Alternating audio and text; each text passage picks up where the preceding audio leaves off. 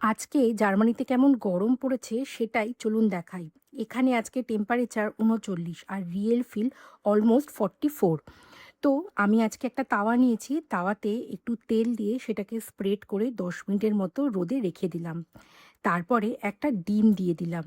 ডিমটা দিয়ে আমি মোটামুটি ৪০ মিনিট পর এসে দেখি ডিমটার অলমোস্ট কুক হয়ে গেছে। তবে কুসুমটা তখনও সেইভাবে আর কি শক্ত হয়নি।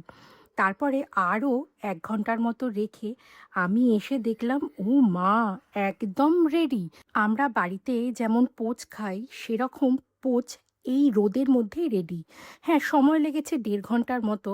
তবে ১.৫ ঘন্টাতে একদম রেডি। বুঝতে পারছেন কী লেভেলের এখানে গরম আজকে। আর একটু চামচ দিয়েও দেখিয়ে দিই, এই কুসুমটার অলমোস্ট কুক, কিছুটা পরিমাণ এখনও লিকুইড আছে।